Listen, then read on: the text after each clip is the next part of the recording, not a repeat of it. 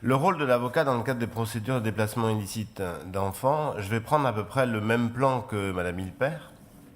C'est-à-dire qu'on va distinguer le rôle de l'avocat lorsque un enfant fait l'objet d'un déplacement hors de France et lorsqu'un enfant fait l'objet d'un déplacement en France.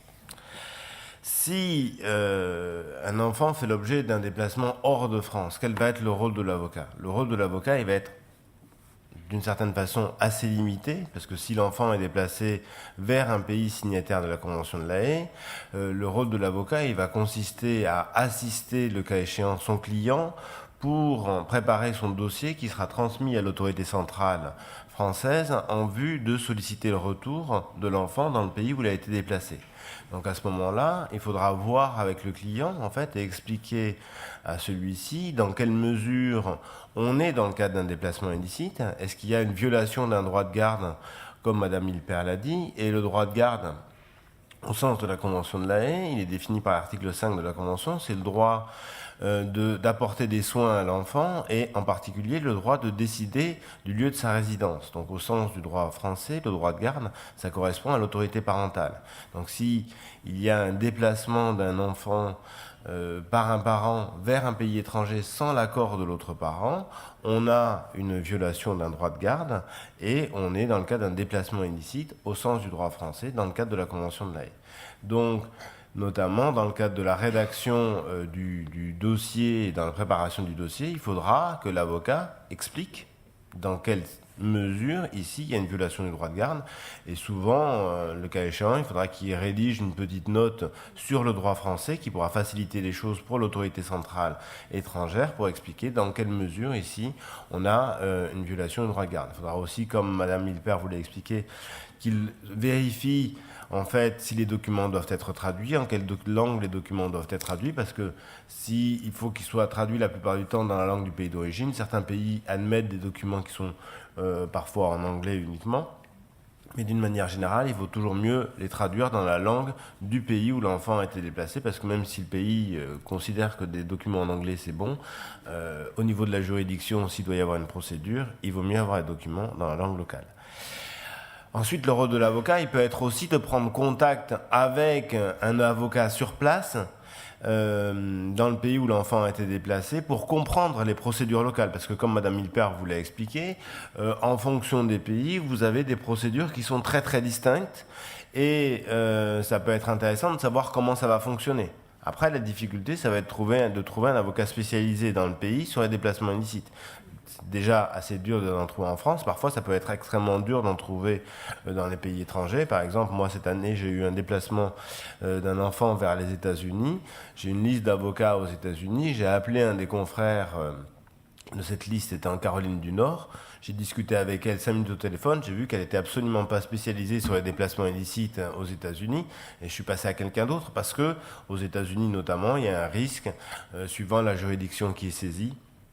Par exemple, il faut faire attention que l'avocat soit bien spécialiste et qu'il ne saisisse pas une cour locale et qu'il saisisse plutôt un juge fédéral, parce que la cour locale, le juge, il n'aura jamais fait de déplacement illicite d'enfant, alors qu'une cour fédérale, le juge, il sera peut-être un petit peu plus au fait de ce type de procédure et la procédure sera plus efficace. Donc là-dessus, il faut faire attention aussi.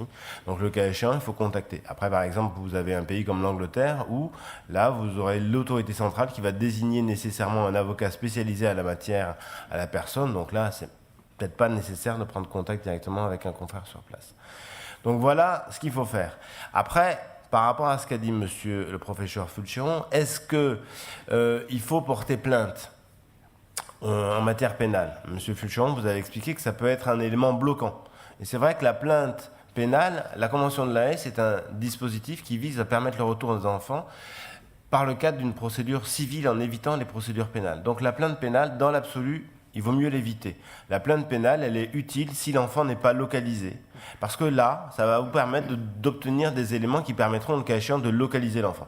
Donc la plainte pénale à éviter, parce qu'après, sinon, ça peut servir d'élément dans certains pays pour refuser de renvoyer l'enfant en France en disant « je ne vais pas renvoyer l'enfant en France, puisque si le parent rentre avec l'enfant, il va être arrêté ».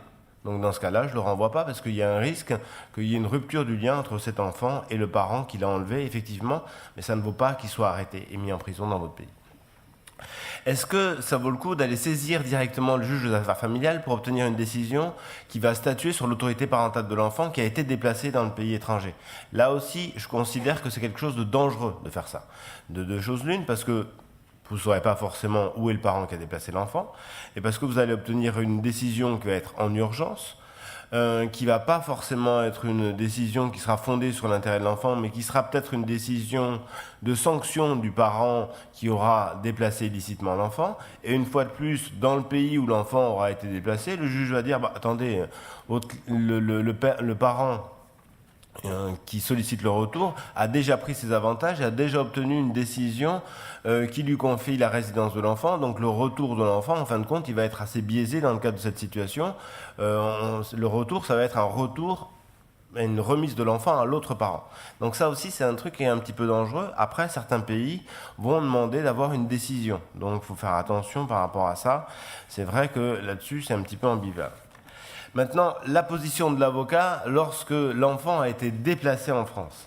Lorsque l'enfant a été déplacé en France, deux choses l'une. Soit l'avocat, il intervient pour obtenir le retour de l'enfant, soit l'avocat, il intervient en défense. Alors, si l'avocat intervient pour obtenir le retour de l'enfant, il a deux choix. En général, l'autorité centrale va être saisie, mais pas toujours. Parfois, l'autorité centrale n'est pas saisie. Et il y a une option, en fait, qui va avoir à être définie assez rapidement. C'est est-ce que j'attends que le procureur de la République diligente lui-même la procédure de retour, ou est-ce que je diligente directement la procédure de retour, comme le permet la Convention de La Haye?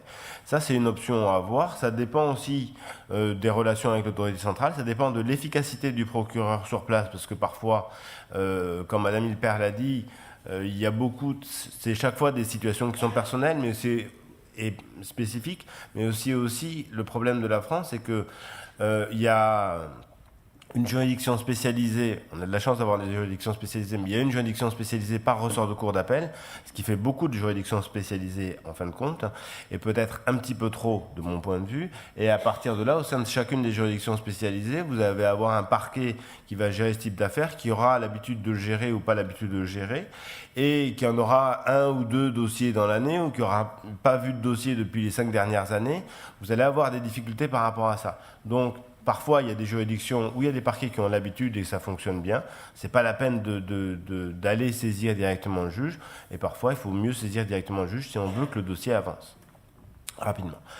Ensuite, par rapport à ça, ce qui est aussi important, c'est en fait, c'est de bien préparer le dossier, pour convaincre le juge. A priori, dans le cadre d'une procédure de déplacement illicite, il n'y a pas de difficulté. Le parent qui sollicite le retour de l'enfant, en principe, si on suit le cadre de la Convention, il devrait obtenir ce retour parce que les règles de la Convention sont suffisamment fermes, en fait, pour permettre ce retour. Mais les statistiques que vous a données Madame Hilpert tout à l'heure disent qu'il y a en fait, il y a eu 16 décisions de retour et 13 décisions de non-retour. Ça fait beaucoup de décisions de non-retour dans un domaine où les décisions de non-retour devraient être exceptionnelles. Donc, là-dessus, il y a une difficulté. Après, la difficulté, c'est souvent qu'en droit français, c'est le parquet qui mène l'affaire et le parent qui sollicite le retour n'est pas nécessairement représenté. Donc, ne peut pas toujours faire valoir son point de vue lorsqu'un risque grave va être invoqué par l'autre parent et qui va invoquer tous les arguments de la terre pour solliciter ce risque grave et pour invoquer cette exception. Donc on a des difficultés à ce niveau-là et c'est un petit peu une faiblesse du système français, même si par ailleurs le fait que ce soit le parquet qui mène l'action, d'un autre côté ça facilite les choses au niveau de l'exécution. Je laisse le reste pour le débat. Très bien, merci beaucoup. Bien, donc